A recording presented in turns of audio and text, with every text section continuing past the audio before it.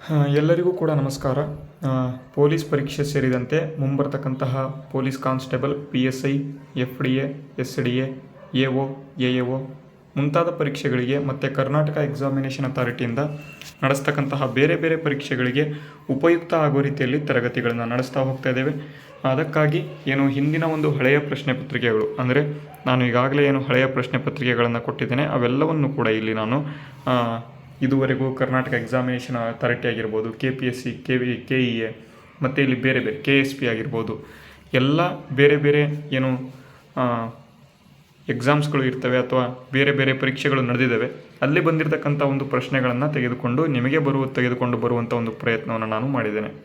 ಅದಕ್ಕಾಗಿ ತರಗತಿಯನ್ನು ಸಂಪೂರ್ಣವಾಗಿ ನೋಡ್ತಾ ಹೋಗಿ, ನಿಮಗೆ ಇಷ್ಟ ಆದರೆ ವಿಡಿಯೋಗೆ ಒಂದು ಲೈಕ್ ಮಾಡಿ, ನಿಮ್ಮ ಸ್ನೇಹಿತರಿಗೂ ವಿಡಿಯೋನ ಶೇರ್ ಮಾಡಿ. ಈಗ ಇವತ್ತಿನ ಒಂದು 7ನೇ ತರಗತಿ, ಈಗಾಗಲೇ 6 ತರಗತಿಗಳು ಬಂದಿದ್ದಾವೆ. ಪ್ಲೇಲಿಸ್ಟಲ್ಲೂ ಕೂಡ ನಾನು ಆಗಲೇ ಒಂದು ಪ್ಲೇಲಿಸ್ಟನ್ನು ಮಾಡಿಬಿಟ್ಟಿದ್ದೇನೆ. ಪೊಲೀಸ್ ಪರೀಕ್ಷೆಗಾಗಿ ಅಂತ ತರಗತಿ 1 ಅಂತ ನಿಮಗೆ ಕಾಣ್ತಾ ಇರ್ತದೆ, ಅದನ್ನು ನೀವು ನೋಡ್ಕೋಬೋದು. ಬೇಕಾದರೆ ಈ ಡಿಸ್ಕ್ರಿಪ್ಷನಲ್ಲಿ ಆ ಒಂದು ಪ್ಲೇಲಿಸ್ಟ್ ಲಿಂಕ್ನ ಹಾಕ್ತೇನೆ. ಯಾರ್ಯಾರು ತರಗತಿಗಳನ್ನು ನೋಡಿಲ್ಲ ನೋಡ್ಕೊಳ್ತಾ ಬನ್ನಿ. ಭಾರತ ಇತಿಹಾಸಕ್ಕೆ ಸಂಬಂಧಪಟ್ಟಂತೆ ಪ್ಲೇಲಿಸ್ಟ್ಗಳು ಶುರುವಾಗ್ತಾ ಹೋಗ್ತಿದ್ದಾವೆ. ಕಂಪ್ಲೀಟಾಗಿ ಏನ್ಸಿಯಂಟ್ ಹಿಸ್ಟ್ರಿಯಿಂದ ಶುರು ಮಾಡಿದ್ದೇವೆ, ಮಾಡ್ರನ್ ಹಿಸ್ಟ್ರಿವರೆಗೆ ತೆಗೆದುಕೊಂಡು ಹೋಗ್ತೇವೆ. ಅದಕ್ಕಾಗಿ ನೀವೇನು ಮಾಡಬೇಕು, ನಮಗೆ ಸಪೋರ್ಟನ್ನು ಮಾಡಬೇಕು. ಅದಕ್ಕೂ ಮುಂಚೆ ಒಂದು ಸ್ಮಾಲ್ ಅನೌನ್ಸ್ಮೆಂಟು ಏನಪ್ಪ ಅಂತ ಅಂದರೆ, ನೀವೇನಾದರೂ ಪ್ರಚಲಿತ ಘಟನೆಗಳಿಗೆ ಏನಾದರೂ ಒನ್ ಸ್ಟಾಪ್ ಸೊಲ್ಯೂಷನ್ ಹುಡುಕ್ತಾ ಇದ್ದರೆ ನೋಡಿ ವಿದ್ಯಾರ್ಥಿಗಳೇ, ಪ್ರತಿ ತಿಂಗಳ ಒಂದು ಪ್ರಚಲಿತ ಘಟನೆಗಳ PDFಗಳನ್ನು ನಮ್ಮ ಒಂದು ಚಾನಲಲ್ಲಿ ನಡೆಸ್ತಕ್ಕಂಥ ತರಗತಿಗಳ PDFಗಳನ್ನು ನಿಮಗೆ ಪ್ರತಿ ತಿಂಗಳ PDFಗಳನ್ನು ಬರೀ 20 ರೂಪಾಯಿಗಳಿಗೆ ಸಂಪೂರ್ಣ ಪ್ರಚಲಿತ ಘಟನೆಗಳ PDFನ್ನು ಕೊಡ್ತಾ ಇದ್ದೇವೆ. ಇಲ್ಲಿ ಕೊಟ್ಟಿರ್ತಕ್ಕಂಥ ಸ್ಕ್ಯಾನರ್ ಮುಖಾಂತರ ನೀವು 20 ರೂಪಾಯಿಗಳನ್ನು ನೀವು ಸೆಂಡ್ ಮಾಡಿದರೆ 1 ತಿಂಗಳ PDFನ್ನು ನೀವು ಪಡ್ಕೋಬೋದು. ಅದೇ ನೀವೇನಾದರೂ 6 ತಿಂಗಳ PDF ಬೇಕು ಅಂತ ಅಂದರೆ 60 ರೂಪಾಯಿಗಳನ್ನು ಸೆಂಡ್ ಮಾಡಿ ನೀವು 6 ತಿಂಗಳ PDFನ್ನು ಪಡ್ಕೋಬೋದು. ಒಂದೊಂದು PDFಲ್ಲಿ ಅರೌಂಡ್ 100 ಕ್ವಶನ್ಸ್ ಇರ್ತವೆ. ಟೋಟಲ್ ಆಗಿ ಆ ಒಂದು ತಿಂಗಳಿನಲ್ಲಿ ಆಗಿರ್ತಕ್ಕಂತಹ ಒಂದು ಮೇನ್ ಇಂಪಾರ್ಟೆಂಟ್ ಆಗಿರ್ತಕ್ಕಂತಹ ಒಂದು 100 ಪ್ರಚಲಿತ ಘಟನೆಗಳು ನಿಮಗೆ ಸಿಗುತ್ತವೆ. ಅದನ್ನು ನೀವು ಯೂಸ್ ಮಾಡ್ಕೋಬೋದು. ಅರ್ಥ ಆಗ್ತಾ ಇದೆ ಅಂತ ಅಂದ್ಕೊಂಡಿದ್ದೇನೆ. ಈಗ ಡೈರೆಕ್ಟಾಗಿ ಮೊದಲನೇ ಪ್ರಶ್ನೆ ನೋಡೋಣ. ಈಗಾಗಲೇ ಹಿಂದಿನ ತರಗತಿಗಳಲ್ಲಿ 110 ತರಗತಿ ಅಥವಾ 110ನೇ ಕ್ವಶನ್ಸ್ ಆಗಿದೆ. ಈಗ 111ನೇ ಕ್ವಶನ್ ಇದು. ಇಲ್ಲಿ ಇವತ್ತಿನ ತರಗತಿಯಲ್ಲಿ ಷೋಡಶ ಮಹಾಜನಪದ ಅಂದರೆ 16 ಮಹಾಜನಪದಗಳು ಏನು ಬರ್ತಾರೆ ಅದನ್ನು ನೋಡೋಣ. ಈಗಾಗಲೇ ನಾನು ಸಿಂಧೂ ಕಣಿವೆ ನಾಗರಿಕತೆ, ಜೈನ ಧರ್ಮ, ಬೌದ್ಧ ಧರ್ಮ, ವೇದಗಳು ಅದನ್ನು ಮುಗಿಸಿ ಈಗ ಷೋಡಶ ಮಹಾಜನಪದಕ್ಕೆ ಬಂದಿದ್ದೇನೆ. ಯಾರ್ಯಾರು ನೋಡಿಲ್ಲ ಎಲ್ಲವನ್ನು ಕೂಡ ನೋಡ್ತಾ ಹೋಗಿ.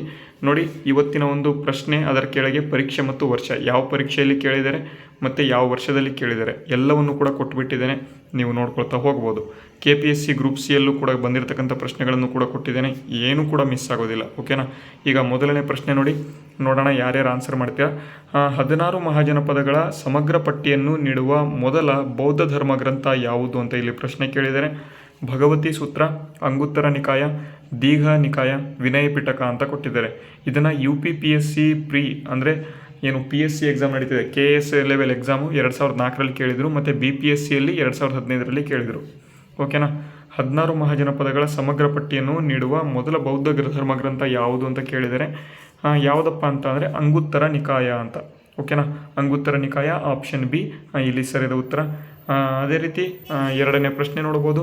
ದಕ್ಷಿಣ ಭಾರತದ ಗೋದಾವರಿ ನದಿಯ ದಡದಲ್ಲಿದ್ದ ಏಕೈಕ ಮಹಾಜನಪದ ಯಾವುದು ಅಂತ ಪ್ರಶ್ನೆ ಕೇಳ್ತಾರೆ ವಿದ್ಯಾರ್ಥಿಗಳೇ. ಯಾಕೆ ಅಂದರೆ ಇದು ಎಲ್ಲಿ ಕೇಳಿದ್ದಾರೆ ಅಂತ ಅಂದರೆ KPSC ಗ್ರೂಪ್ C ಯಲ್ಲಿ 2017ರಲ್ಲಿ ಆಗಿರ್ತಕ್ಕಂಥ ಪ್ರಶ್ನೆ, ಇದು ಕ್ವಶನ್ ಆಗಿದೆ ನೋಡ್ಬೋದು. ಮತ್ತು MPSCಯಲ್ಲಿ 2013ರಲ್ಲೂ ಕೂಡ ಸೇಮ್ ಕ್ವಶನ್ನು.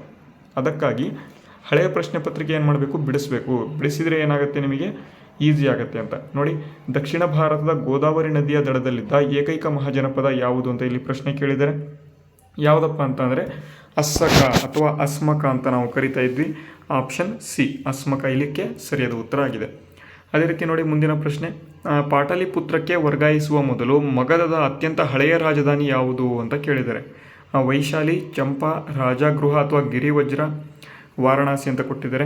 ನೋಡಿ, BPSCಯಲ್ಲಿ 2005ರಲ್ಲಿ ಕೇಳಿದರು ಮತ್ತು SSC CGL ಅಂದರೆ ನೀವು ಸೆಂಟ್ರಲ್ ಗೌರ್ಮೆಂಟ್ ಎಕ್ಸಾಮ್ ಏನು ಬರೀತೀರಾ 2022ರಲ್ಲಿ ಸೇಮ್ ಕ್ವಶನ್ ಕೇಳಿದರು. ಓಕೆನಾ?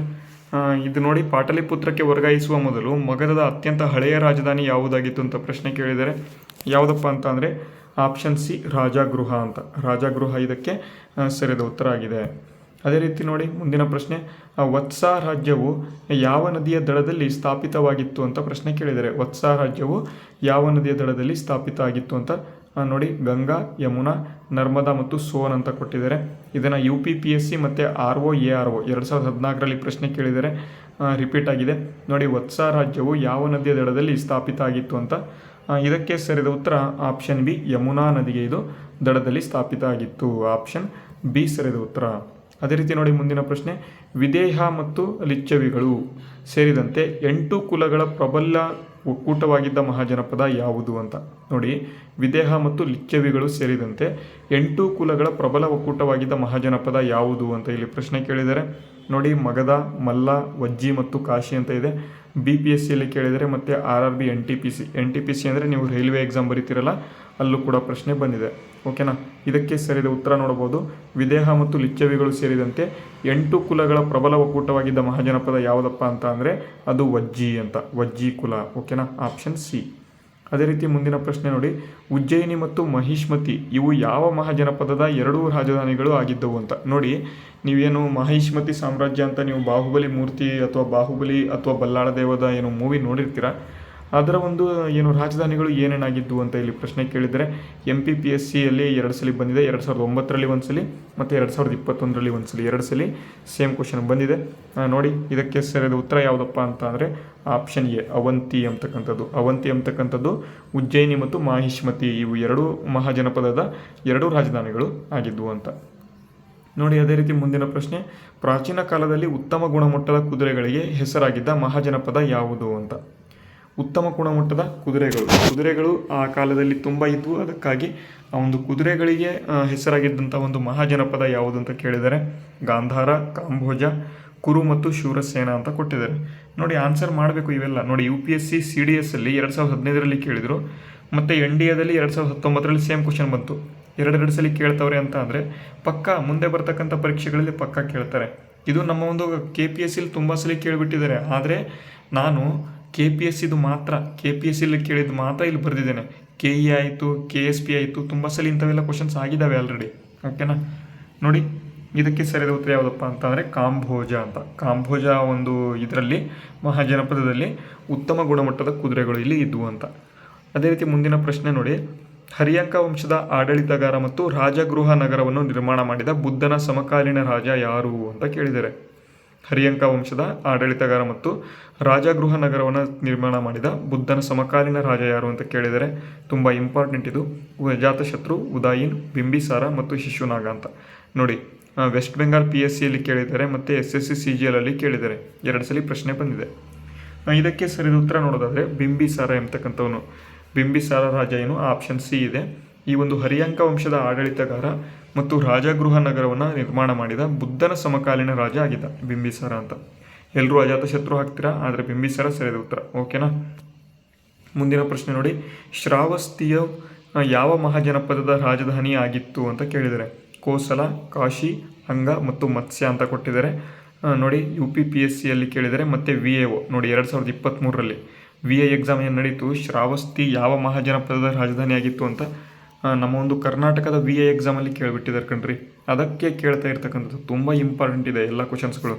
ಶ್ರಾವಸ್ತಿಯು ಯಾವ ಮಹಾಜನಪದದ ರಾಜಧಾನಿ ಆಗಿತ್ತು ಅಂತ ಕೇಳಿದರೆ ನೋಡಿ, ಇಲ್ಲಿ ಸರಿಯಾದ ಉತ್ತರ ಅಂದರೆ ಇಲ್ಲಿ ಆಪ್ಷನ್ ಎ, ಕೋಸಲ ರಾಜ್ಯದ ರಾಜಧಾನಿಯಾಗಿತ್ತು ಅಂತ. ಆಪ್ಷನ್ ಎ ಸರಿಯಾದ ಉತ್ತರ. ಅದೇ ರೀತಿ ನೋಡಿ, ಮುಂದಿನ ಪ್ರಶ್ನೆ, ಮಗಧದ ಪೂರ್ವಕ್ಕೆ ಇದ್ದ ಯಾವ ಮಹಾಜನಪದದ ರಾಜಧಾನಿ ಚಂಪಾ ಆಗಿತ್ತು ಅಂತ ಕೇಳಿದರೆ ನೋಡಿ, ಮಗಧಕ್ಕೆ ಪೂರ್ವ ಅಂತ ಅಂದರೆ ಬಿಹಾರದ ಕಡೆ ಅಥವಾ ಅರುಣಾಚಲ ಪ್ರದೇಶದ ಕಡೆ ಚಂಪಾ ಅಂತ ಒಂದು ಮಹಾಜನಪದ ಇತ್ತು. ಅದರ ಒಂದು ಏನು ಮಹಾಜನಪದದ ರಾಜಧಾನಿ ಯಾವುದಾಗಿತ್ತು ಅಂತ ಕೇಳಿಬಿಟ್ಟಿದ್ದಾರೆ. BPSCಯಲ್ಲಿ ಕೇಳಿದರೆ ಮತ್ತು CHSLಲ್ಲಿ ಕೇಳಿದ್ದಾರೆ. ಓಕೆನಾ. ನೋಡಿ, ಆಪ್ಷನ್ಗೆ ಸರಿಯಾದ ಉತ್ತರವನ್ನು ಕಮೆಂಟ್ ಮಾಡಿ ನೋಡೋಣ. ನೋಡಿ, ಇವತ್ತಿನ ಒಂದು ಪ್ರಶ್ನೆಗಳು ಟೋಟಲ್ ಆಗಿ 10 ಪ್ರಶ್ನೆಗಳನ್ನು ಕೊಟ್ಟಿದ್ದೇನೆ. ಇಷ್ಟು ಸಾಕು ಅಂತ ಅಂದ್ಕೊಂಡಿದ್ದೇನೆ. ಯಾಕೆಂದರೆ ತುಂಬ ವಿದ್ಯಾರ್ಥಿಗಳು ದೊಡ್ಡ ವಿಡಿಯೋ ಇದ್ದರೆ ನೋಡಲ್ಲ. ಅದಕ್ಕಾಗಿ ಯೂಸ್ ಆಗಲಿ ಅಂತ ಈಸಿಯಾಗಿ ಅಂತಾನೆ ನಿಮಗೆ ಈಸಿಯಾಗಿ ಯೂಸ್ ಆಗಲಿ ಅಂತ 10 ಕ್ವಶನ್ಸ್ ತರ್ತೇನೆ. ಇಲ್ಲ ಮ್ಯಾಕ್ಸಿಮಮ್ ಬೇಕಾದರೆ 25 ಕ್ವಶನ್ಸ್ ಮಾಡೋಣ. ಓಕೆನಾ. ಡೈಲಿ 25 ಕ್ವಶನ್ಸ್ ಮಾಡೋಣ. ನಿಮಗೂ ಕೂಡ ಯೂಸ್ ಆಗುತ್ತೆ, ಅರ್ಥನೂ ಕೂಡ ಆಗ್ತದೆ. ಅದಕ್ಕಾಗಿ ಯೂಸ್ ಮಾಡ್ಕೊಳ್ಳಿ. ನಮ್ಮ ಒಂದು ತರಗತಿಗಳು ನಿಮಗೆ ಯೂಸ್ ಆಗ್ತಾಯಿದ್ರೆ ತಪ್ಪದೇ ನಮ್ಮ ಒಂದು ಚಾನಲನ್ನು ಸಬ್ಸ್ಕ್ರೈಬ್ ಮಾಡಬೇಕು. ನೀವು ಸಬ್ಸ್ಕ್ರೈಬ್ ಮಾಡಬೇಕು. ಮತ್ತು ಏನು ಕರೆಂಟ್ ಅಫೇರ್ಸ್ PDF ಬೇಕು ಅಂತಂದರೆ ನೋಡಿ, ಒಂದು ತಿಂಗಳಿಗೆ 20 ರೂಪಾಯಿ ಕೊಟ್ಟು ನೀವು ಒಂದು ತಿಂಗಳು ಕರೆಂಟ್ ಅಫೇರ್ಸ್ ನೋಡಿರಿ. ಆಮೇಲೆ ಬೇಕಾದರೆ 6 ತಿಂಗಳದು ಕರೆಂಟ್ ಅಫೇರ್ಸ್ ತೊಗೊಳ್ಳಿ. ಓಕೆನಾ. ಅದಾದ ಬಳಿಕ ನೆಕ್ಸ್ಟ್ ಏನು ನಾನು ತರಗತಿಯನ್ನು ನಡೆಸ್ತಾ ಇದ್ದೇನೆ, ಈ ಒಂದು ಏನು ಹಿಸ್ಟ್ರಿ ತರಗತಿ ನಡೆಸ್ತಾ ಇದ್ದೇನೆ. ಈಗಾಗಲೇ 1000 ಪ್ರಶ್ನೆಗಳ ಸರಣಿ ಅಂತ ಕೊಟ್ಟಿದ್ದೇನೆ. ಏನು 1000 ಪ್ರಶ್ನೆಗಳ PDF ನಿಮಗೇನಾದರೂ ಬೇಕು ಅಂತ ಅಂದರೆ ನೀವು ಎಷ್ಟು ಅಮೌಂಟ್ ಸೆಂಡ್ ಮಾಡಬೇಕು, 89 ರೂಪಾಯಿ ಸೆಂಡ್ ಮಾಡಬೇಕು. ನಾನು ಆ ಒಂದು ಸ್ಲೈಡ್ ತಂದಿಲ್ಲ, ಬಟ್ ಇದೇ ಸೇಮ್ ಏನು ಫೋನ್ಪೇ ಏನು ಸ್ಕ್ಯಾನರ್ ಕೊಟ್ಟಿದ್ದೇನೆ, ಅದೇ ಸ್ಕ್ಯಾನರ್ಗೆ 80 ರೂಪಾಯಿ ಇತ್ತು, 89 ರುಪೀಸನ್ನು ಸೆಂಡ್ ಮಾಡಿ ನಮಗೆ ಹಿಸ್ಟ್ರಿ PDF ಬೇಕು ಅಂತ ನೀವು ಇಮೇಲಲ್ಲಿ ಕಳಿಸ್ಬಿಟ್ರೆ, udyogjeevan.12@gmail.com ಅಂತ ಏನು ಇಮೇಲ್ ಐಡಿ ಇದೆ, ಇಲ್ಲಿ ಕಳಿಸ್ಬಿಟ್ರಿ ಅಂತ ಅಂದರೆ ನಿಮಗೆ ಸಂಪೂರ್ಣವಾಗಿ 1000 ಪ್ರಶ್ನೆಗಳ PDF ಸಿಗ್ತದೆ.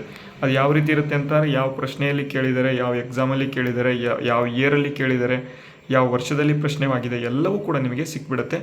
ಒಂದೇ ಕಡೆ ನೋಡ್ಕೊತಾ ಹೋಗ್ಬೋದು. ಅದು ಕೂಡ ಏನು ಜಾಸ್ತಿ ಅಮೌಂಟ್ ಹಾಕಿಲ್ಲ ನಾವು, ಬರೀ 89 ರೂಪಾಯಿ ಅಷ್ಟೇ. ಅದನ್ನು ಯೂಸ್ ಮಾಡ್ಕೊಳ್ಳಿ. ಓಕೆನಾ? ಇವತ್ತಿನ ತರಗತಿ ಇಷ್ಟ ಆದರೆ ವಿಡಿಯೋಗೆ ಲೈಕ್ ಮಾಡಿ, ಶೇರ್ ಮಾಡಿ, ಸಬ್ಸ್ಕ್ರೈಬ್ ಯಾರು ಮಾಡಿಲ್ಲ ಅಂದರೆ ಸಬ್ಸ್ಕ್ರೈಬ್ ಮಾಡ್ಕೊಳ್ಳಿ.